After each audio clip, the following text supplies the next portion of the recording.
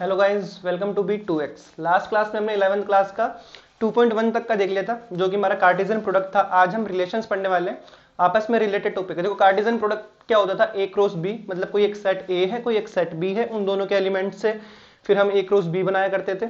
Relations Cartesian product की help से ही हम समझने वाले हैं, और फिर रिलेशंस की हेल्प से हम फंक्शंस देखेंगे, जो कि मतलब नेक्स्ट लेक्चर्स में देखेंगे। ठीक है, तो आज हम बेसिकली 2.2 कवर करने वाले हैं, जो कि रिलेशंस पे बेस्ड है।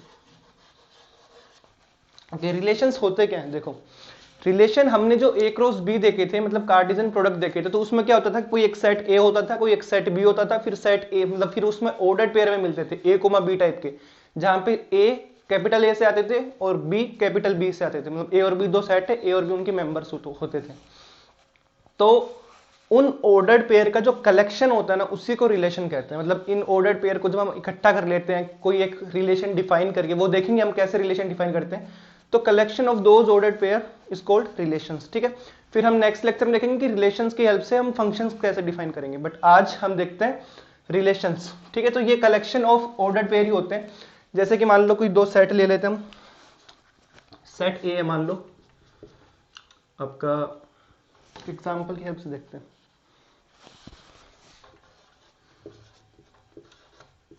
2 4 6। ठीक है, एक सेट बी लेते हैं। सेट बी में आपके एलिमेंट है 5 8 17, 5 8 17 37 48, ये कुछ एलिमेंट है। ठीक है, अब देखो, ये एक सेट ए है, ये एक सेट बी है। अब हम रिलेशंस डिफाइन होता है कभी क्वेश्चन में, मतलब जो क्वेश्चन आपके सामने आने वाला है उसमें रिलेशंस डिफाइन किया हुआ होता है कि हमें किस तरीके से इनको इनसे मैपिंग करवानी है। मैपिंग बोल लो या फिर इमेज बोल लो, वो सारे कॉन्सेप्ट हम अभी देखेंगे। देखो, तो आपका रिलेशन कुछ ऐसे बनने वाला है कि x की जो आपको इमेज मिलेगी ना, वो कुछ ऐसी मिलनी चाहिए। मतलब x की इमेज जो हमें y मिलने वाली है, y x की इमेज है, या फिर और बेटर कह लो fx x की इमेज है ये। ठीक है, ये आपको कुछ ऐसे मिलना चाहिए, x स्क्वायर प्लस 1। ठीक है, F X is equal to X square plus 1। तो ये हम कैसे देखेंगे? देखो, अब कुछ कुछ नई चीजें देखो सीखनी है अभी।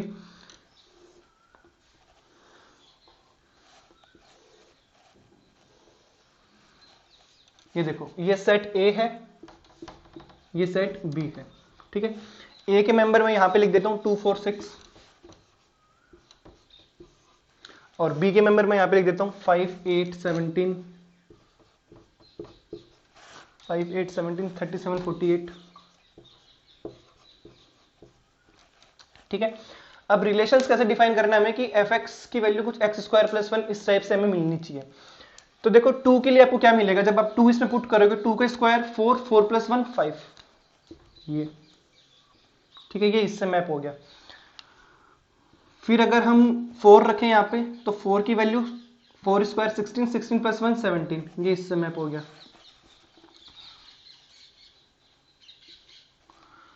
और फिर जब हम 6 रखते हैं तो 6 स्क्वायर 36, 36 प्लस 1 37, ये इससे मैप हो गया। ये आपके दो सेट थे, ए और बी। ए के अंदर कुछ मेंबर थे, बी के अंदर कुछ मेंबर थे। रिलेशन आपने कुछ ऐसे डिफाइन कर रखा था कि F X is equal to X square plus 1, मतलब आप एक्स की, अब देखो इमेज वाला क्या लॉजिक है। इमेज, हम ए के जो मेंबर होते हैं, हम उनकी इमेज कैसे निकालते हैं? हम ए के मेंबर्स को, जो हमें गिवन रिलेशन है, हम उसमें रख देते हैं, फिर हमें जो वैल्यू मिलती है उसको हम इसकी इमेज कहते हैं।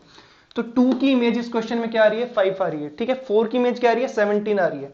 6 की इमेज क्या आ रही है? 37 आ रही है। और इनके लिए ये प्री इमेज है। 5 की प्री इमेज 2, 17 की प्री इमेज 4, 37 की प्री इमेज 6, और इनकी कुछ भी प्री इमेज नहीं है। 8 और 48 की कोई भी प्री इमेज नहीं है। ठीक है, तो बेसिकली ये था कुछ समझने लायक। अभी काफी सारे क्वेश्चंस देखेंगे इन पे। अच्छा, एक आपकी बुक के अंदर ही गिवन है वैसा सा कुछ मतलब कि उसमें है एक लिख लेते हैं, एक सेट है जिसमें कुछ ये है ए बी सी, एग्जाम्पल है शायद ये, बी है एक सेट, उसमें नाम लिखे हुए कुछ, लाइक हम लिख लेते हैं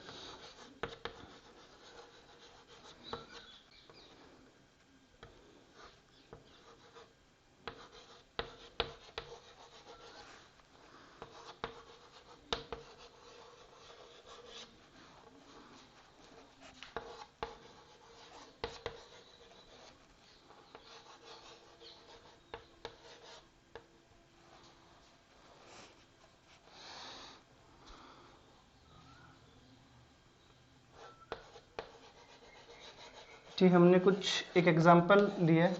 देखो दो सेट है ए और एक सेट बी, ठीक है।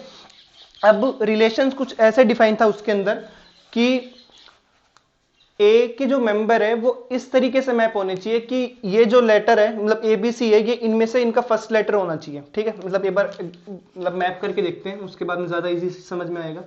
यहाँ पे ए के मेंबर ए बी सी, यहाँ पे बी के मेंबर लाइक अमन, भुवन, मैं शॉर्ट में लिख रहा हूँ, चिराग, चेतन, अनिल और पंकज, ठीक है। ऐसा कुछ तो रिलेशन कुछ ऐसे डिफाइन है कि अगर हम x कोमा y जो हमें मिलने वाला है, मतलब रिलेशन क्या है बेसिकली ऑर्डर्ड पेयर का सेट है, ठीक है, ऑर्डर्ड पेयर का कलेक्शन है। तो जो हमें x कोमा y टाइप में कुछ मिलेगा, ऑर्डर्ड पेयर यही होते थे x कोमा y, जहां से x है वो a से बिलोंग करता था, x बिलोंग्स टू a और y बिलोंग्स टू b। ये हमारा सेट a है, ये हमारा सेट b है। तो जो y होना चाहिए ना वो इसका फर्स्ट लेटर होना चाहिए, मतलब a है तो वो अमन से मैप होना चाहिए क्योंकि a है और यहाँ पे भी a है, ठीक है। ये दोनों इस मतलब जो y जो वर्ड है एक, वो उसका फर्स्ट लेटर x होना चाहिए, ठीक है, इस टाइप से।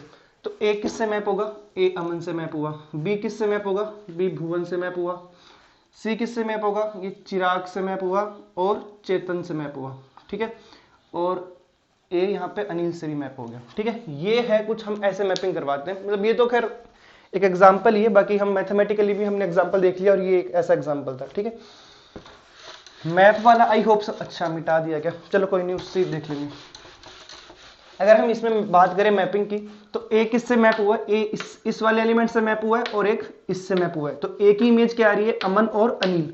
अमन की प्री इमेज क्या है ए, अनिल की प्री इमेज क्या है ए, ठीक है। वैसे ही बी किससे मैप हुआ है, भुवन से, बी की इमेज क्या है भुवन, भुवन की प्री इमेज क्या है बी, ठीक है। तो ये कुछ था, मतलब ये एक एग्जांपल था। नेक्स्ट हम कॉन्सेप्ट देखते हैं डोमेन, रेंज और कोडोमेन। देखो डोमेन क्या होती है, जब हम कोई सेट लेते हैं ए और बी या फिर कुछ इस टाइप से, पर वापस हम नया एक एग्जांपल डिफाइन करते हैं।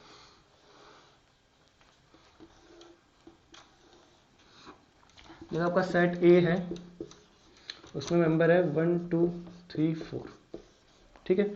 सेट बी है उसमें मेंबर है 2 3 5 7, ठीक है।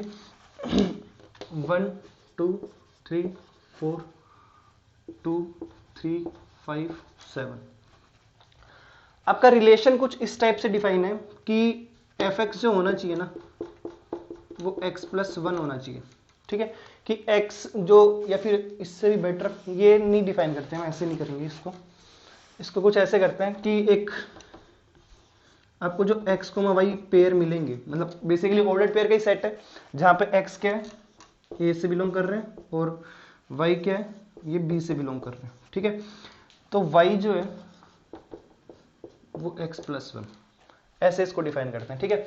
x कोमा y टाइप के हमें ऑर्डर्ड पेयर मिलने वाले हैं जहां पे x a से बिलोंग कर रहे हैं, y b से, और हमें रिलेशन हमने कुछ ऐसे डिफाइन किया कि y की जो वैल्यू होनी चाहिए वो x प्लस 1 होनी चाहिए। तो x इज इक्वल टू 1 के लिए हम किससे मैप करवाएंगे, ये 2 से मैप करवाएंगे, ठीक है। 2 के लिए किससे मैप करवाएंगे, 2 के लिए हम मैप करवाएंगे उसको 3 से। 3 के लिए 4 होना चाहिए, बट 4 इसमें है नहीं तो 3 मैप नहीं होगा। 4 के लिए 4 वाला मैप होगा 5 पे, क्यों, 1 प्लस 1 2, 2 प्लस 1 3, 4 प्लस 1 5, ये हमारा x प्लस 1 का रिलेशन था, ठीक है। तो अब इसको अगर हम उसमें लिखें ऑर्डर्ड पेयर्स में तो वो ये क्या सेट आएगा, ये आएगा 1 कोमा 2, 2 कोमा 3 एंड 4 कोमा 5। ये हमने रिलेशंस को लिख दिया, ठीक है। क्या किया हमने, हमारे पास में दो सेट थे ए एंड बी, ए के मेंबर ये, बी के मेंबर ये, हमने इसको इस फॉर्म में लिख दिया।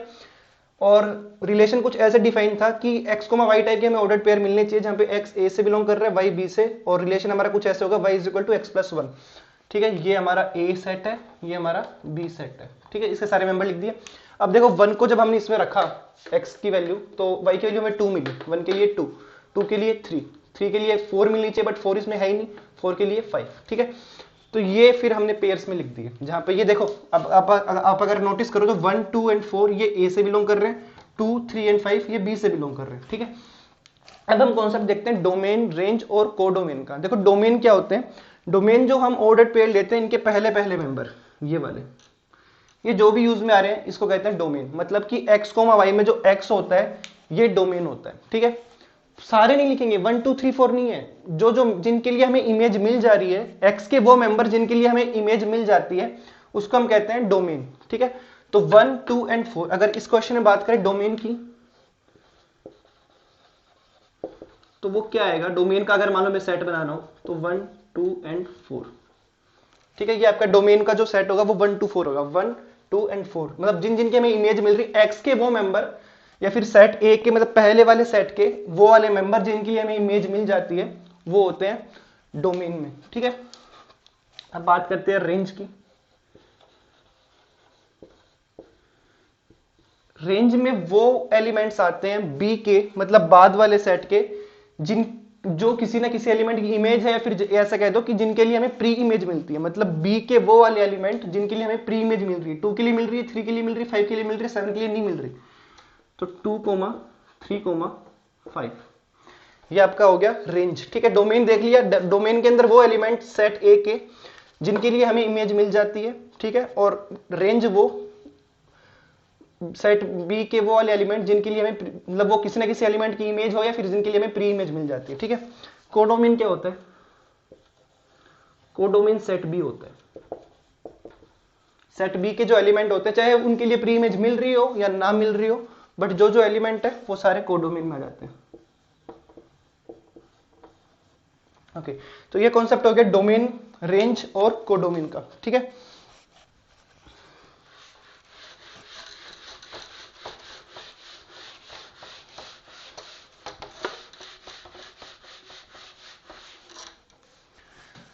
अब देखो नेक्स्ट है कि टोटल नंबर ऑफ रिलेशंस, एक सेकेंड, हाँ एग्जाम्पल, अब इसके बाद में हम एक्सरसाइज वाले क्वेश्चन ही कर लेंगे, अभी एग्जाम्पल कोई नहीं है।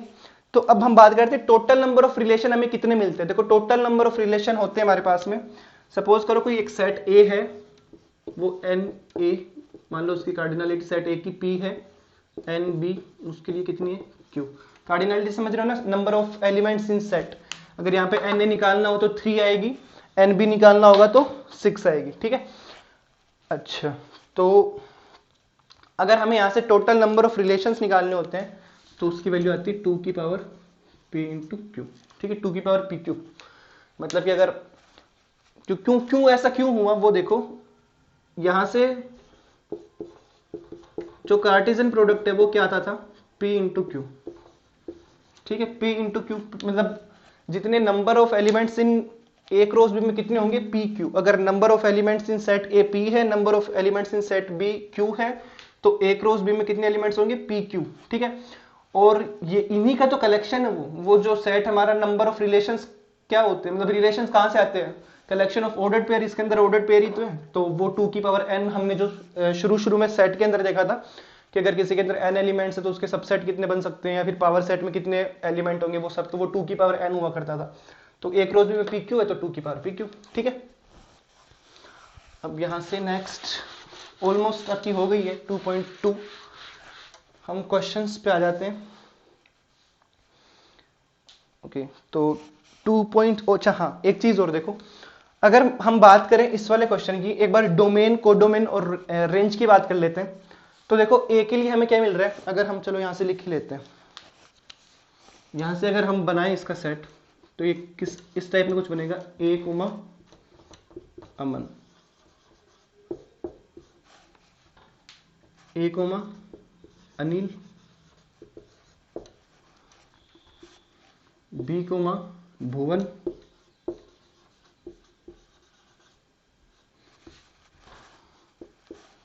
सी comma Chirag and C comma Chetan. Okay, ये हो गया आपका, मतलब इसका हमने ऑर्डर्ड पेयर जो कुछ ये कलेक्शन हो गया। मतलब रिलेशंस में हमने जो रिलेशन डिफाइन किया था, रिलेशन हमने क्या डिफाइन किया था, मतलब वाई जो होंगे वो उनका फर्स्ट लेटर एक्स होना चाहिए, मतलब ए है तो ये वाला होना चाहिए। ठीक है, अब अगर इसकी हम रेंज की और कोडोमेन की बात करें, एक बार डोमेन में तो क्या आएगा, ए बी सी आ जाएगा, ए बी सी। ठीक है, अगर हम इसकी रेंज की बात करें, देखो रेंज में क्या आ रहा है, शॉर्ट में लिख दूंगा मैं, रेंज में अमन अनिल, भुवन, चिराग और एक चेतन।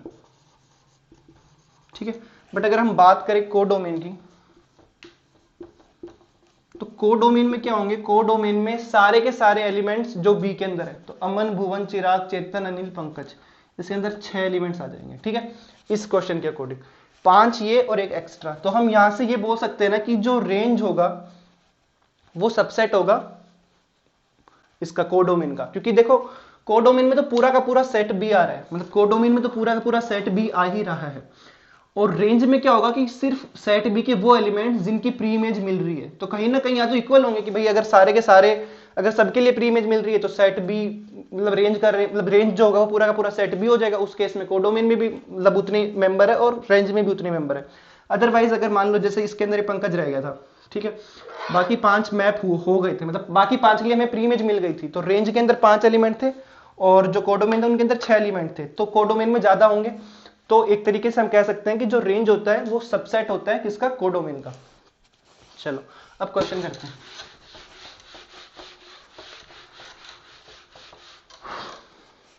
देखो first question, exercise 2.2, let A is equal to 1 2 3 comma मतलब फिर 14 तक है। ठीक है, लिख ही लेते हैं ये वाला। ए जो आपका सेट है 1 2 3 14, ठीक है। सेट ए ये हो गया। Define A relation R from A to A, आपको ए से ए के ऊपर ही लेके जाना है, मतलब हम जो वो दो बनाते थे सेट, वो आपको ए टू ए ही जाना है। यहाँ पे भी 1 से 14, यहाँ पे भी 1 से 14, ठीक है।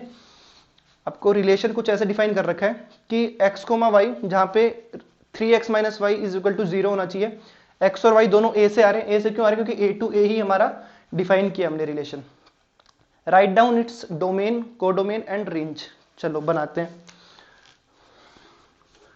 यहाँ पे दोनों तरफ सेट a के मेंबर है, ठीक है, 1 to 14, 1 to 14। चलो देखो मेन चीज क्या है, मेन चीज है कि आपको रिलेशन कुछ ऐसे डिफाइन है कि 3x minus Y is equal to 0, ठीक है। तो हम यहां से कह सकते हैं कि 3x is equal to Y.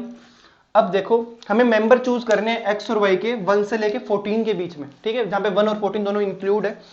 तो हमारी पेयरिंग कैसे होगी, अगर मान लो हम x की वैल्यू 1 रखते हैं, ठीक है, तो y हमें क्या मिलता है 3। x की वैल्यू अगर हम 2 रखते हैं तो y हमें क्या मिलता है 6, नहीं 9, क्या 6 सॉरी, 3 इंटू 2 6। x की वैल्यू अगर 3 रखते हैं तो y की वैल्यू 9। x की वैल्यू अगर 4 रखते हैं तो y की वैल्यू 12। x की वैल्यू अगर आपने 5 रखी तो y की वैल्यू क्या आएगी 15 आएगी। बट हमारे सेट में एलिमेंट 1 से लेके 14 तक है, तो 15 तो आ ही नहीं सकता, तो x की वैल्यू आप 4 से ऊपर नहीं रख सकते। वापिस सुनो, अगर आपने x की वैल्यू 5 रख दी, 5 रख दी मतलब 3x मतलब 3 इंटू 5, मतलब कि y की वैल्यू आपको 15 मिल रही है। बट y की वैल्यू जो है मतलब सेट एक ही मेंबर है वो भी 14 से ऊपर जा ही नहीं सकती, तो मतलब 15 वाला इसमें इंक्लूड नहीं होगा। तो x की वैल्यू 1 से लेके 4 तक होगी और y की वैल्यू 3 6 9 12। चलो इनको पेयर की फॉर्म में लिख दो, मतलब ऑर्डर पेयर की फॉर्म में, तो आपको जो सेट मिलेगा वो कुछ ऐसा मिलेगा 1,3 2,6 3,9 एंड 4,12, ठीक है। अब अगर बात करें इनकी डोमेन की, कोडोमेन की और रेंज की, तो देखो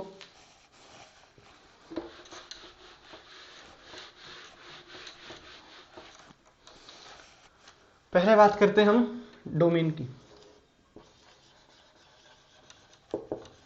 डोमेन का हम सेट बना लेते हैं। चलो पूछते हैं कि इसमें सेट, हाँ मतलब सेट वाली फॉर्म में लिखना में। देखो 1 से लेके 14 तक के मेंबर थे आपके पास में, ठीक है, जो आपका पहले वाला सेट था उसमें 1 से लेके 14 तक के मेंबर थे, बट मैप कौन कौन हो पाए 1 2 3 एंड 4, ठीक है। इनके लिए हम रिलेशन डिफाइन कर पाए थे। ये आपका क्या हो गया डोमेन। अब बात करते हैं रेंज की। रेंज में कौन कौन आए, 1 से लेके 14 तक था सेट ए के अंदर, मतलब जो राइट साइड वाला था बाद वाले पेयर x कोमा y अगर हम डिफाइन कर रहे हैं तो वो कुछ ऐसा डिफाइन किया था 3x minus Y is equal to 0। तो जो y है उसके लिए वैल्यू हमें क्या क्या मिली थी 3 6 9 एंड 12। तो 3 6 9 एंड 12। ठीक है, अब बात करते हैं कोडोमेन की। कोडोमेन क्या होता था, जो y के लिए मतलब y जिस सेट से आ रहा है वो पूरा का पूरा सेट, मतलब सेट b बोल देते, बट इसके अंदर हम सेट a ही बोलेंगे क्योंकि a से a पे मैप हो रहा है वो। ठीक है, तो बाद वाले में मेंबर कितने थे, 1 2 3, और फिर आप यहां से ऐसे भी लिख सकते हो 14। ठीक है, ये आपका हो गया कोडोमेन। ठीक है, डोमेन, रेंज एंड कोडोमेन हमने निकाल लिया। देखो कोडोमेन जो रेंज है वो देखो सबसेट है इसका कोडोमेन का, और रेंज क्या है, प्रॉपर सबसेट है, क्योंकि हमें पता है कि इसके अंदर काफी सारे मेंबर ऐसे हैं जो रेंज के अंदर नहीं है। ठीक है, तो वही चीज वापस से हमने देख ली कि रेंज जो होता है वो सबसेट होता है कोडोमेन का। नेक्स्ट क्वेश्चन,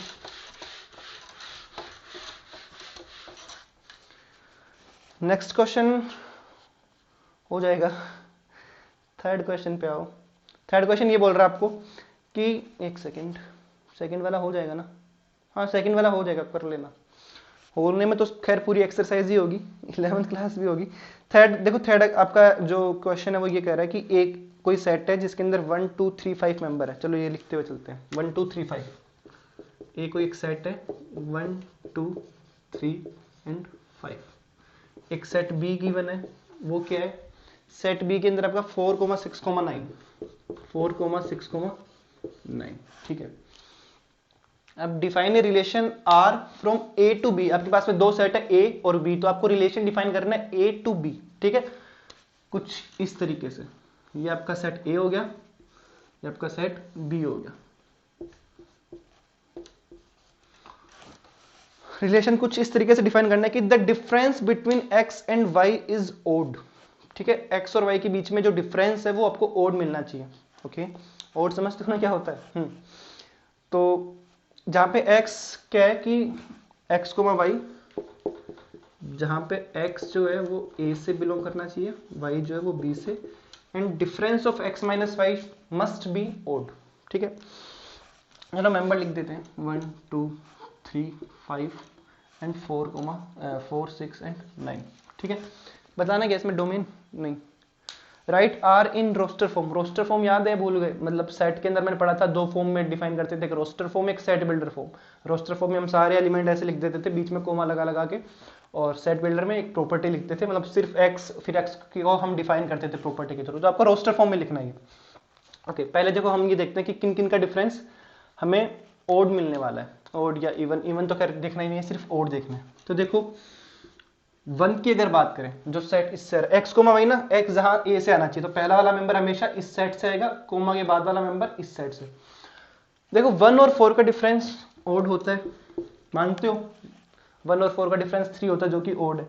ठीक है, और चलो हम डायरेक्ट लिखते हुए चलते हैं, ये हम अपना फाइनल आंसर दे रहे हैं। ठीक है, मतलब कि ये हम रोस्टर फॉर्म के अंदर लिख रहे हैं। रोस्टर फॉर्म में यही होता था ना कि आपको एक सेट के अंदर सारे एलिमेंट लिख दो, बीच में कोमा लगा लगा के।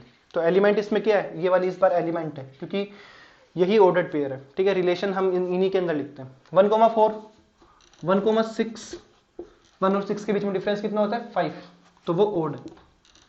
1 9 होगा क्या, 1 और 9 के बीच में डिफरेंस होता है 8, तो 8 हमारा इसके अंदर इंक्लूड नहीं होगा। 2 की बात करें, 2 9, एक सेकेंड, इसमें रेंज और ये सब कुछ हमें नहीं बताना है, चलो हम खुद से डिस्कस कर लेंगे वो भी। 2 9, क्योंकि देखो 2 4 2 डिफरेंस है, 2 6 4 डिफरेंस है, तो ये दोनों तो इवन है, बट 2 9 के बीच में 7 का डिफरेंस है जो कि ओड है। नेक्स्ट 3 4 डिफरेंस कितना है 1। ठीक है, 3 6 डिफरेंस कितना है 3 का, 3 9 6 आ गया जो कि इवन है। 5 को लो, 5 4 कितना डिफरेंस है 1 का, 5 6 कितना डिफरेंस है 1 का, 5 9 वो 4 का डिफरेंस आ जाएगा जो कि इवन हो जाएगा। तो ये आपके अपने रोस्टर फॉर्म में लिख दिए। ठीक है, अब इसके अंदर आपको सिर्फ इतना ही बताना था कि ये रोस्टर फॉर्म में होता है, तो एलिमेंट लिखो, खैर होगा तो सही। और बाकी हम देखो ये हमने फाइनल हमारा आंसर आ चुका है। अब हम थोड़ा सा इसमें ऐड कर देते क्वेश्चन में, आपका गिवन नहीं है, हमें इस क्वेश्चन के अंदर रेंज, डोमेन और कोडोमेन फाइंड आउट करने हैं। ठीक है, ऐसे ही हम रफली बात करें। देखो डोमेन क्या होता है, डोमेन वो होते हैं एक्स की वो वैल्यूज जिनके लिए हमें मैपिंग मिल रही हो। तो देखो 1 मिल रहा है हमें, 2 हमें मिल रहा है, 3 मिल रहा है, 5 मिल रहा है, तो आपके डोमेन के अंदर मेंबर आ गए 1 2 3 5। इसकी बात करते हैं रेंज की, 4 6 9, 4 भी मिल रहा है, 6 भी मिल रहा है, 9 भी मिल रहा है, ठीक है। तो यही आपकी रेंज होगी, कोडोमेन में सेट बी का सेट भी पूरा आ जाता है। तो ये, बट ये क्वेश्चन में हमसे पूछा नहीं है, ये हमने ऐसे ही चेक कर लिया, खाली बैठा था। चलो next, fourth, the figure shows, कर लेना यार, हो जाएगा। ना हो तो आप मेरे को मतलब मेंशन कर दिया करो, ऐसा कुछ नहीं है। क्वेश्चन नंबर 5 देखो, 1 2 3 4 6, let R be the relation on defined by A comma B, जहां ए और B is exactly divisible by A. तो देखो आपको क्या करना है, 1 2 3 4 6 ये आपका सेट ए के अंदर के एलिमेंट है, और रिलेशन आपका कुछ इस तरीके से डिफाइन है कि जो बी है वो डिवाइड होगा ए से आराम से, मतलब पूरा पूरा एग्जैक्टली डिवाइड होना चाहिए ए से। तो लाइक अगर आप 1 का रिलेट कर देखो, 1 कोमा 1 मतलब क्या है कि देखो इस टाइप के मेंबर, इसमें x कोमा y टाइप के मेंबर है, जहां पे y जो है वो x से डिवाइड होना चाहिए, यही कह रहे हैं ना, ये x y से होना चाहिए। b is exactly divisible bye a। अच्छा a कोमा b ले लो, इन्होंने x कोमा y नहीं लिया, इन्होंने a कोमा b लिया, जहां पे a सेट a से आ रहे हैं और स्मॉल b b से आ रहे हैं। एक सेकेंड, सेट a ही है, let R be the relation on A defined by A comma B. A to A ही है आपका रिलेशन, जिसके अंदर आपके मेंबर है ए कोमा बी, ठीक है, जहां पे A and B both belongs to A, ठीक है। और ये कुछ ऐसे है कि बी जो है divisible by A, exactly divide होना चाहिए ए से, ठीक है। तो बी अपॉन ए, तो देखो अगर आप 1 को लो, 1 कोमा 1, 1 कोमा 1 क्योंकि 1 अपॉन 1 डिवाइड होता है, मतलब 1 से 1 डिवाइड हो जाएगा। 1 कोमा 2, अच्छा 1 कोमा 2 आएगा, फिर 2 कोमा 1 आएगा, एक क्वेश्चन मार्क लगाओ, 1 कोमा 1 आना चाहिए या 2 कोमा 1 आना चाहिए। देखो ये है आपका a, ये है आपका b, उन्होंने कहा कि b डिवाइडेड बाय a है ना, आपका आना चाहिए कि b जो है वो a से डिवाइड होना चाहिए, b is exactly divisible bye a, तो 2 अपॉन 1 होना चाहिए, है ना। तो ये वाला सही है, 2 कोमा 1 होता, इसका मतलब हम कुछ ये कर रहे होते कि हमें बेसिकली क्या लाना है, b अपॉन a लाना है। तो b को आपने 1 ले लिया और a को आपने 2 ले लिया, तो ये तो डिवाइड होता ही नहीं है, हमें 2 अपॉन 1 चाहिए। तो यहाँ पे b अपॉन a कुछ ऐसा होगा, मतलब b बाद में आएगा, a पहले, तो 1 कोमा 2 होगा, 2 कोमा 1 नहीं होगा। ऐसे आगे के सारे मेंबर बन जाएंगे बस। चलो आगे बढ़ते हैं।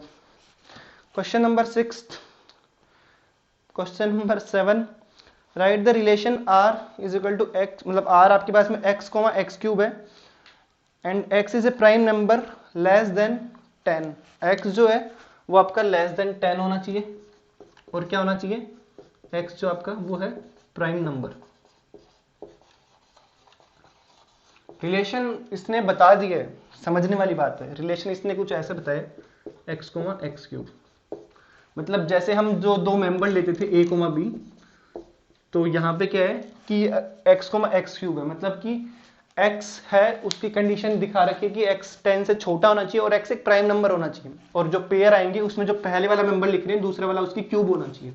और मेंबर देखो, मेंबर हमारे पास में ऑप्शंस क्या क्या बचते हैं, पहले हम x के लिए पॉसिबल वैल्यूज ले लेते हैं। x के लिए हमें पॉसिबल वैल्यूज क्या क्या मिलने वाली है, x के लिए पॉसिबल वैल्यूज में 1 नहीं आएगा, 1 प्राइम नंबर नहीं होता, ध्यान रखना। 2 3 5 एंड 7, ठीक है, ये आपके पास में चॉइसेस है। हमें करना क्या, क्वेश्चन में हमें रिलेशन गिवन है is a prime number less than 10, हमें रोस्टर फॉर्म के अंदर इसको दिखाना है, ठीक है। तो कर लो, रोस्टर फॉर्म में भी कर लेते हैं। x है, सेट x ही है ना आपका, कुछ भी सेट ले लो, चलो रिलेशन लिख लेते हैं, सेट r रिलेशन वाला। देखो अब पेयर कैसे बनेंगे, जब हम 2 लेंगे तो 2 किस पे मैप होगा, 2 मैप होगा 8 पे।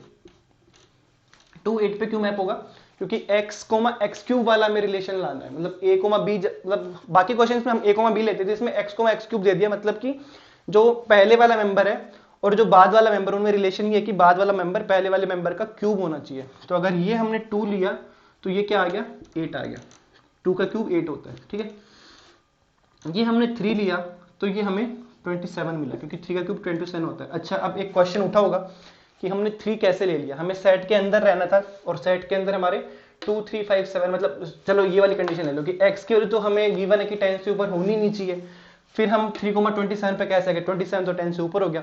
तो दोस्त जो कंडीशन हमें गिवन है वो x के लिए गिवन है, ठीक है। x हम 10 से ऊपर नहीं लेके गए, देखो 2 3 5 7 10 से नीचे ही है।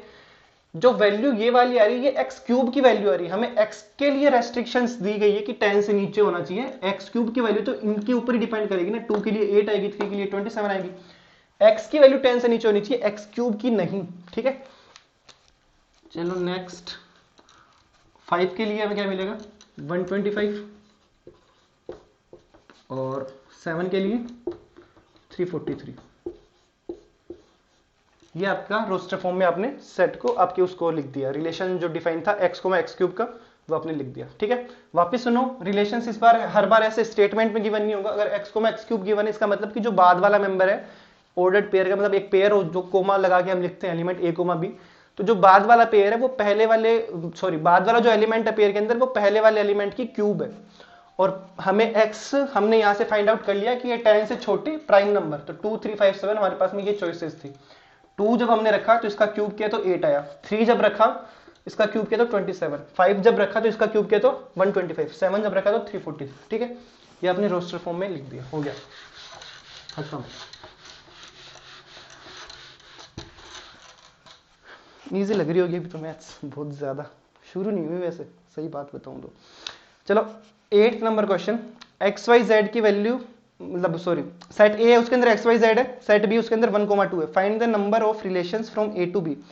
हमने देखे थे नंबर ऑफ रिलेशंस हम कैसे निकालते थे, अगर सेट ए के अंदर p मेंबर है, सेट बी के अंदर q मेंबर है, अगर number of element in set A p है, number of element in set B अगर q है, तो टोटल नंबर ऑफ रिलेशन 2 की पावर pq। यहाँ पे हम क्या गिवन है, सेट ए के अंदर मेंबर है x, y, z, तो n ए कितना हुआ, n ए हुआ आपके पास में 3 मेंबर है। n ए क्या, number of elements in set A, number of elements in set B कितने 2, n बी कितने 2, तो total number of relation 2 into 3, 2 की पावर 6, ठीक है।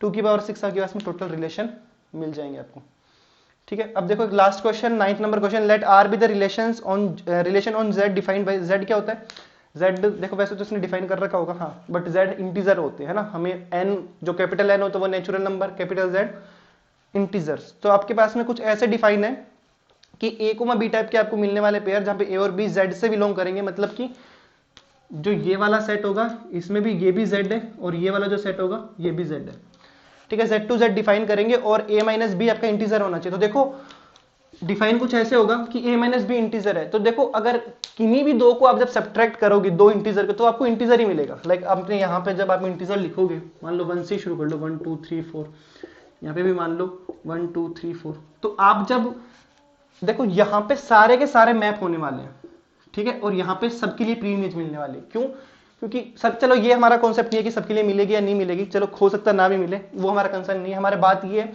कि a माइनस बी इंटीजर होना चाहिए। तो ये हमें, और पूछा क्या है इसने, let R be the relation on z defined by ये, find the domain and the range. देखो डोमेन और रेंज के अंदर अगर हम, हाँ, तो ये कंसर्न है हमारा, कैसे नहीं है। तो देखो किन्हीं भी दो, हमें किन्हीं भी दो जो वो है इंटीजर है उनका डिफरेंस हमें इंटीजर मिले, हमें ऐसा रिलेशन डिफाइन करना है। तो अगर यहाँ पे 1 है तो, और यहाँ पे भी 1 है, क्या 1 माइनस 1 0 है, तो ये इंटीजर है या नहीं है, ठीक है। तो 1 1 से मैं 1 2 से मैं 1 माइनस 2 क्या होगा माइनस का 1, ये भी इंटीजर है। तो ये सारे के सारे एलिमेंट्स इसके अंदर आएंगे और सारे के सारे एलिमेंट्स इसके भी ऑक्यूपाई हो जाएंगे। तो इसमें डोमेन भी z हुआ, इसमें रेंज भी z हुआ, ठीक है। डिफाइन कैसे था कि let R be the relation a minus B आपका इंटीजर होना चाहिए, जहां पे a और b दोनों z से आ रहे हैं, ठीक है। तो आपने a का एक एलिमेंट उठाया, कोई भी एलिमेंट उठा लो, a से आपने कोई भी एक एलिमेंट उठाया जो इंटीजर होगा, क्योंकि सेट a में इंटीजर है। आपने एक एलिमेंट उठाया सेट बी से, उसमें भी सारे इंटीजर है, इन दोनों का डिफरेंस इंटीजर आएगा, बिल्कुल इंटीजर आएगा। क्लोजर प्रॉपर्टी होता है ना विद रिस्पेक्ट टू एडिशन और ये सब्ट्रैक्शन, कि अगर आप किसी इंटीजर में इंटीजर को प्लस करते हो तो आपको इंटीजर मिलता है, इंटीजर में से इंटीजर को माइनस करते हो तो भी आपको इंटीजर मिलता है। तो सेट ए जो है, ए और बी दोनों सेम ही है, जेड, ये पूरा पूरा ऑक्यूपाई होगा, मतलब कि रेंज में भी जेड होंगे और डोमेन में भी जेड होंगे। क्यों होंगे, क्योंकि हर एक जो इंटीजर होगा वो ये वाली प्रॉपर्टी शो करेगा कि किन्हीं भी दो इंटीजर को जब आप सब्ट्रैक्ट करोगे तो आपको इंटीजर ही मिलने वाला है, ठीक है। ये हो गई आपकी एक्सरसाइज नंबर 2.2। कल हम पढ़ेंगे एक्सरसाइज नंबर 2.3, ठीक है, या फिर आज शुरू, आज तो खैर हो गई, टाइम ही हो गया लगता है, टाइम मतलब कि वीडियो की लेंथ ठीक ठाक हो गई होगी। तो कल हम फंक्शंस करेंगे और फंक्शन कल कंप्लीट करने की कोशिश करेंगे। तो कल हो सकता है, मतलब कल मतलब परसों, जो परसों का लेक्चर है उसमें मतलब यही ट्राई करेंगे कि एक्सरसाइज 2 कंप्लीट हो जाए। आपको अगर आज की वीडियो से रिलेटेड कोई डाउट हो, कुछ क्वेश्चन में डाउट हो, सोल्व करो, तो क्वेश्चन ना हो रहा हो एग्जाम्पल का या फिर एक्सरसाइज का, आप मेरे कमेंट बॉक्स में मेंशन कर सकते हो। टेलीग्राम के ग्रुप वहाँ पे गिवन, आप वहाँ पे जाके जुड़ सकते हो, वहाँ पे कांटेक्ट कर सकते हो, या फिर एक कौन सा, हाँ एक इंस्टाग्राम का भी हैंडल मैंने मेंशन कर रखा है, आप वहाँ पे जाके कांटेक्ट कर सकते हो और डाउट पूछ सकते हो। सजेशन हो अगर इससे रिलेटेड कुछ तो वो दे सकते हो। थैंक यू, मिलते हैं नेक्स्ट क्लास में।